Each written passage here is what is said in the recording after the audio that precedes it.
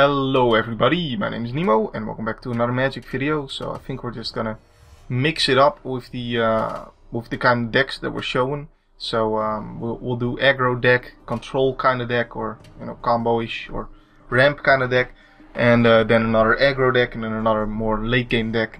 Mix it up a bit like that for these first couple videos. So we're on an aggro deck now, and this is the red aggro deck. We saw in our white aggro deck video that this one got pretty lucky against it. I mean, I wouldn't say that it consistently beats the snot out of white, but it does seem better in the particular matchup. So this is what mine looks like. We got one quest for the Grave Lord, for the Goblin Lord. Well, it is from the same cycle as Quest for the Grave Lord, I would imagine, but this is Quest for the Goblin Lord. It's an enchantment, and once you've placed 5 goblins on the board and gotten 5 counters on this, then all your creatures get +2/+0. While this is in play, we've got Goblin Arsonists, Foundry Street Denizen, which is just really good actually with this in the deck. Doesn't have to be run with goblins, but this particular deck does run a lot of goblins. And this guy gets +1/+0 whenever a red creature enters the battlefield. Goblin Bushwhacker. If you didn't play Goblin Gangland, then you don't know how ridiculous this is, or just goblins in legacy decks or whatever. Yeah, Goblin Bushwhacker is a really powerful card. Just giving all you do is +1/+0 when this comes down, and haste is just ridiculous. So you always want to play this for 2 mana basically. Got Skullcrack here. Players can't gain life this turn, damage can't be prevented this turn. Skullcrack deals 3 damage to target player. I think this one is absolutely necessary in this metagame, because basically everybody that runs white is running the Angel that restores their health to 20, and that is considered life gain. Everybody that's running green is running Pelacca-Wurm, so I think this one is just pretty much needed in this metagame, because otherwise you're not going to beat those decks if they ever get to play those. On the other hand though, this deck can be fast enough that they can kill them before they ever get there, so keep that in mind too. Got Goblin Shortcutter, not the greatest creature, but it works well enough in this deck, and I need some more 2-drops. Krenko's Command puts a bunch of Goblin tokens on the battlefield, which of course works really well. Goblin Bushwhacker and Foundry Street Denizen, and also Quest for the Goblin Lord, all that stuff. Goblin Rabble Master is a free cost 2/2. This guy is amazing. I mean, there's a lot of text on him. Basically, he spews out goblins every turn. Every goblin you got has to attack, but when he attacks, it gets +1/+0 until end of turn for each other attacking goblin. So he's basically like Goblin Pile Driver in that sense, and he makes his own goblins. Just ridiculously good. We've got Rock Slide Elemental, because I foresee a lot of creatures going to be dying. Of course, this is not a goblin, but I think it does fit the deck, in the fact that, like I said, a lot of creatures are going to be dying. This guy is probably going to get huge pretty fast. Got some Trumpet Blasts here. It's an instant attacking creatures get +2/+0 until end of turn, of course. Kind of does the same thing that Quest for the Goblin Lord does, except Quest for the Goblin Lord needs more things to go right. But once all those things have happened, this is permanent, whereas this only happens for 1 turn. But likely 1 turn is enough for +2/+0 on all your dudes. So you gotta find the right balance between those cards, and I don't know what it is yet. I haven't really played this deck that much yet. I just built it from what seems to be good. We've got Paragon of Fierce Defiance. I've already noticed a bug with this one. You need double red for his ability, which is just, I don't know, it's kind of weird, but I think this deck is going to be one of the better decks out there in this metagame, so making it a little bit more tamed by having his ability cost more is not necessarily a bad thing, but it is a bug, so be aware of that. We've got Stormbreath Dragon. I don't know if this deck really wants a 5-drop, but there's probably going to be a lot of decks that are running white out there, and this totally hoses those decks, so sure. We've got Hall of Triumph, because this is a monocolor deck, and you want Hall of Triumph in a monocolor deck, so we're not running Shocks, could run those. We're not running Kiln Fiends, could run those. We're not running Inferno Fist, would make some sense to run those.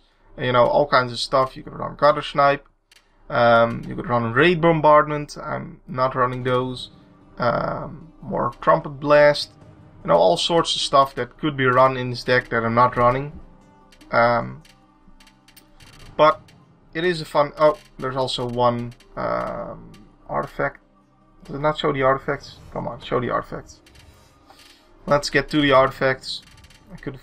Actually, yeah, okay. So Blasting Station would probably work with this deck as well, but you wouldn't want too many copies of it. I mean, the main gist is you want enough creatures, because this is an aggressive deck. And if you start running too much stuff like Quest for the Goblin Lord and don't draw any creatures, it's pretty bad. So, don't want to get too nuts with that. We're running 25 creatures, but that is not even counting the Krenko's commands. So, we're running actually like 29 cards that get us creatures. So, pretty good in that sense. So, let's go online and see how this fares.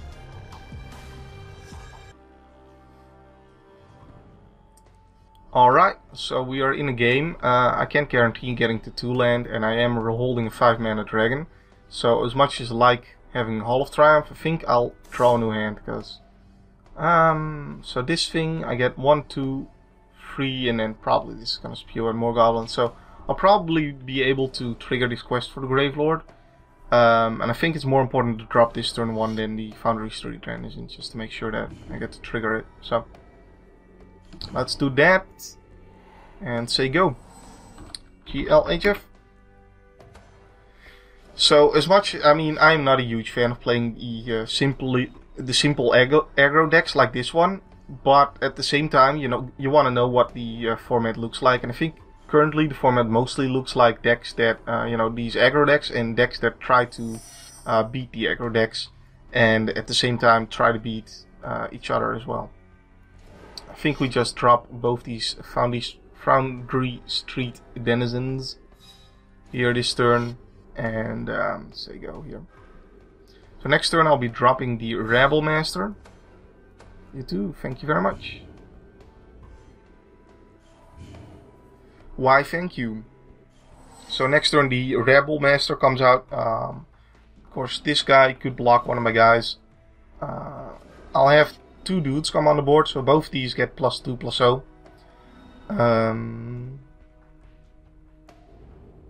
Okay, well that has to attack. I don't know. I think it were fine attacking, so we'll probably be. This also doesn't give. Yeah, I gladly take the 1 damage, dude. If you're gonna attack there, I could wait, but this also only. Oh, okay. Look at that. That is actually pretty good. Alright, so in that case we're going to wait and just drop this Rebel Master after combat, because he forces all my goblins to attack, so I don't want to attack this turn, so I'll just play him second main phase so I don't have to attack.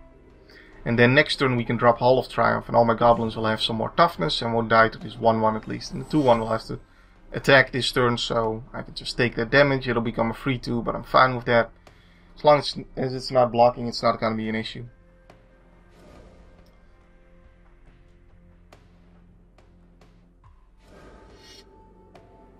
And Rakish Air. So this gives, whenever a vampire you control deals combat damage to a player, put a +1/+1 counter on it. So this guy is going to get 2 +1/+1 counters on it. But again, as long as it's attacking, it's not really an issue. So I'll take the damage. And this is not actually a vampire, so. But I'm guessing he is playing some kind of vampire thematic deck. But I don't think there's enough vampires to really fill out your deck with only vampires. So I guess that's the issue he runs into there. So next turn I'm taking 7 from him, but I'm attacking him for a lot of damage here. He has to basically double block this guy if he wants to kill it, so yeah, I mean, I think it's definitely worth attacking here. Red. And then next turn we can use the Goblin Bushwhacker to attack for even more damage. These guys get triggered from this Goblin entering the battlefield. All kinds of simple combos here going on, and I will also attack with this guy, because if he wants to double block, I'm fine with that. He loses both of these guys, and I mean, that is pretty cool. So I guess he just jumps it and sacrifices this, which I'm also fine with. And then he takes 8 damage, goes down to 12. I take 6 damage, going down to 11, but then it is my turn to attack. So I think I'm in the advantage that way. And also this thing is going to trigger next turn. And Goblin Bushwhacker is gonna come down, so yeah, fun times all around. I don't even think he can attack you.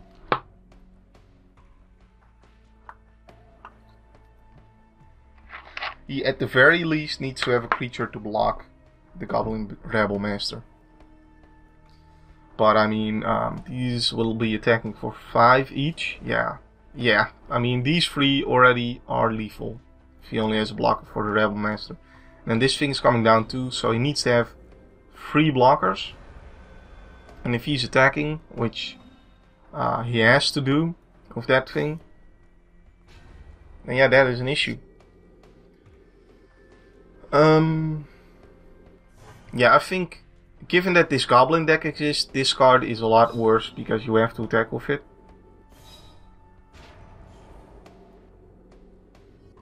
Alright, well, I'll be curious to see how he survives, but I don't think he does.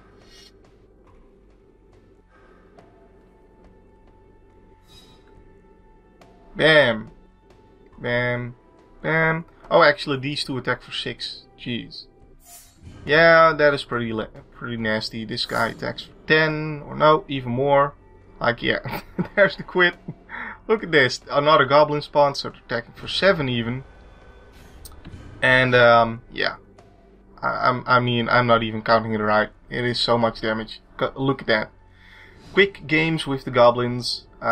So yeah, very reminiscent of Goblin Gangland, which is a deck I didn't really like. But hey, if you want to know what you're up against, if you want to build your deck so that you don't lose to this Goblin deck, it's good to know what the deck consists of and how it's going to be built.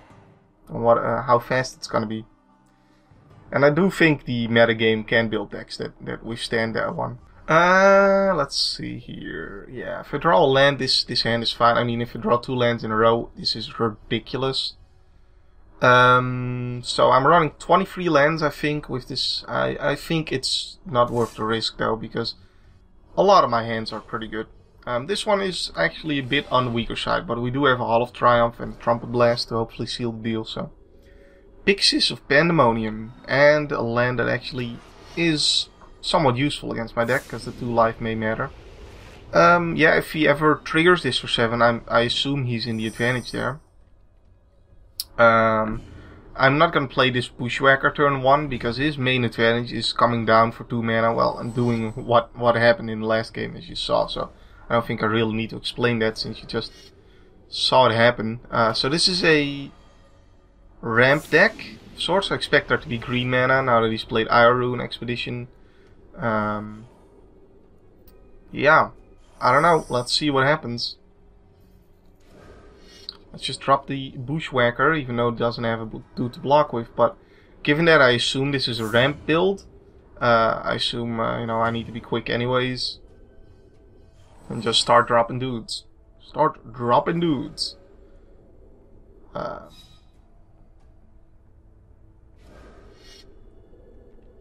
So I'm thinking that I probably should drop Goblin Shortcutter next, and there's also Elixir of Immortality, which luckily for him didn't go under the stack in Pixies of Pandemonium, because otherwise it's, you know, kind of weird.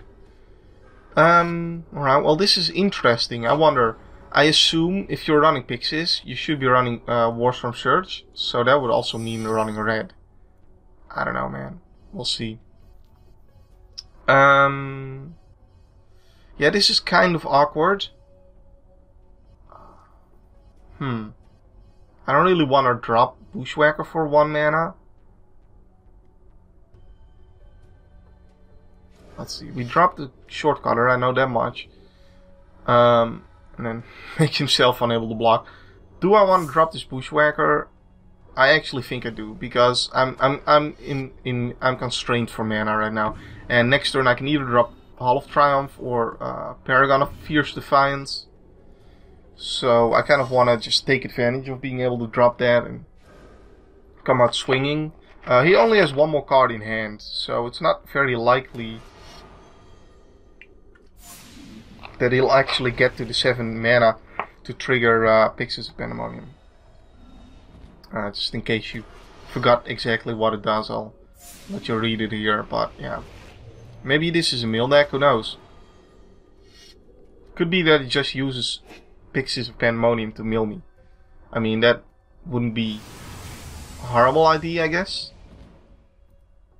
Well, sort of mills himself too in a way that he can't use the thing until I don't know. I'm not sure what it's for, but we'll find out, I guess. He's out of cards though, so that is good news. Good news for everybody involved. So I think we just attack for 1 here and drop both Goblin shortcutters, because that just drops the most dudes on the board and seems like the most useful thing to do with my time here. So yeah, lots of Voyages ends and all that kind of stuff that he uses to stop me, but that stuff is card disadvantage, and it has taken him to a point where he's at 0 cards in hand and needs to find a land to trigger the Iron Rune expedition. So also he, I think, hasn't found his second color yet. Who knows? Maybe he's a single color deck since he is running Radiant Fountain. But that's a little weird if you're running Pixies of Pandemonium in a single color deck. I have no idea, like, what is going on here. And also, Iron Rune Expedition doesn't seem like the card draw you want in mono blue, but like, who knows. So he didn't play anything, leading me to believe that he has a counterspell. Which means I would rather not play the Paragon of Fierce Defiance, but I will play Hall of Triumph.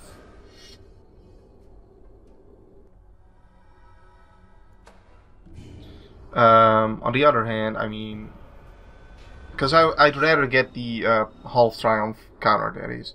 But on the other hand, if I draw another land next turn, I could then play the Hall of Triumph and the Rockslide Elemental if I'd drop now the Paragon of Fierce Defiance. And also, if this gets countered and then I drop Paragon is easier to bounce. So all kinds of things going on there, but the real important one, I think, is Trumpet Blast either way, because that's going to be the finisher. I mean, if we're talking about counterspells, then this is the one I want to get through more than these two, because it's probably going to kill him if he doesn't do anything but counterspell these two. So yeah, this is a mill deck. In fact, there's a Hedron Crab, and I think if you do this now, I attack him for 4 and 10, 14. So actually, yeah, I think that is a better use of my mana than playing Paragon here. It's a better use of my mana to play Rockslide and Trumpet Blast. So let's see if his 1 card in hand is a bounce spell. So we're just gonna give him as much time as possible to use that. And nope. Now we're playing Trumpet Blast and dealing him 14 damage, taking him down to 4. Where he is probably dead next turn. Assume that against the mill deck, the hyper-aggressive deck has the advantage. Though I say hyper-aggressive, but I've drawn 6 lands. And I've been able to use all my lands as well, so... yeah, sure, come down, Paragon. Now he's going to counter. Well, that is a little bit late, but you get to scry, so... congrats. Not sure what... Whoa. That was weird. I for a second there thought I wasn't attacking, but whatever. Not sure what happened here, what kind of deck this is, why it's running Iron Rune Expedition in a mono blue mill deck. But I'm guessing he's running green in it too, but if he's running green, I'm not sure why he's running the one colorless land, because that just seems like if you're running a multicolor deck, you probably don't want that one. I don't know, like, who knows what happened there. But,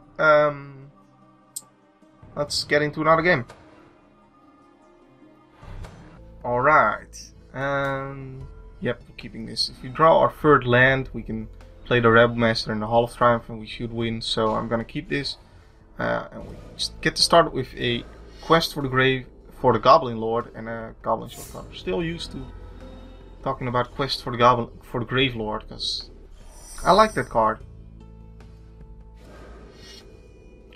Alright, so looks like we're playing against like a mono white or white green kind of deck, but this is definitely another aggro deck we're playing against, because otherwise you wouldn't be running Loyal Pegasus. That wouldn't make sense. So yeah, white green tokens looks like. Yeah, Yeah, you can't attack there. As much as you would like to, you can't. Alright, and we happen to have drawn our third land, so that's pretty sweet.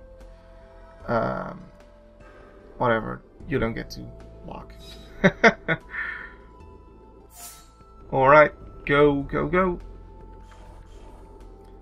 But I mean, that is actually, I mean, the Goblin Shortcutter, if he's holding back like Loyal Pegasus and another creature, I can Goblin Shortcutter the other creature, and then Loyal Pegasus also can't attack. Alright, that's interesting. Beastmaster Ascension.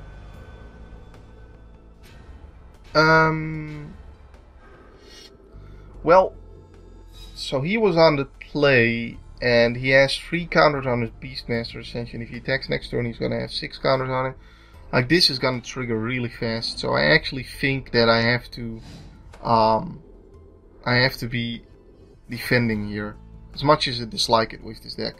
But the fact that he was on the play and got out this thing means that, yeah, this time around he's going to be more aggressive than I am.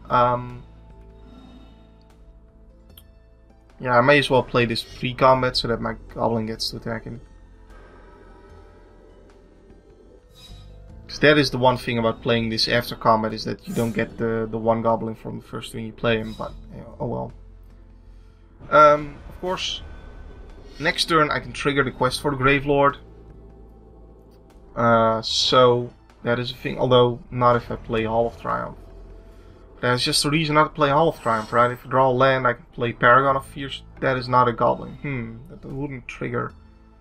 Alright, well, I guess if we want this to trigger, we have to play Goblin Shortcutter. He's gonna have some kind of combat trick, I assume. But let's block it anyway. Yeah. I mean, I'm taking less damage by blocking here. It sucks because I lose my Rebel Master. But at the same time, I can't allow him to bluff like that either. Well, since we are being defensive, I may as well play Lord Rockslide Elemental, actually. Yeah, that makes sense. That makes sense. It's a pretty good defensive card against him. And it uses my free mana this turn. Yeah. And I'm not even holding a second Goblin to help trigger the quest. I mean, if I let my Goblin Rebel Master live, then I would have been in less trouble. But this way, he doesn't get to trigger Beastmaster Ascension next turn. That is the main reason for blocking there, by the way, just saying. Of course, if he played dudes after attacking me, he would have been able to. But since his combat trick happened to cost 4 mana, he wasn't able to. And this is pretty much the best combat trick in the token deck. So there was a huge chance of it being that. And look at this, we get Goblin Arsonist and Shortcutter. Perfect. Perfect. He's gonna have a Raise the Alarm, I assume. We'll have to see. But at least I stopped this thing from blocking if he does have multiple dudes to drop here. And I triggered this, so I'm going to be attacking him.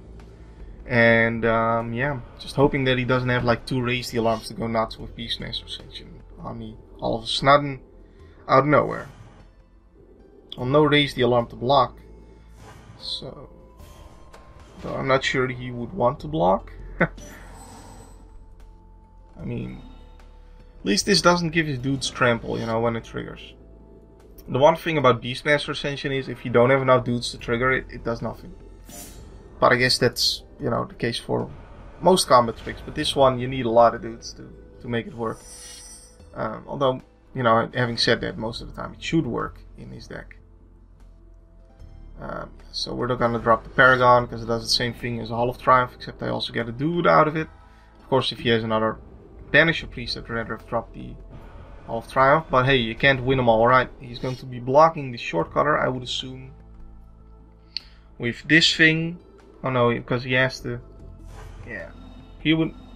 So the way this works, I think, is you have to block the same creature as well. With the Loyal Pegasus. Oh, he actually just takes the damage.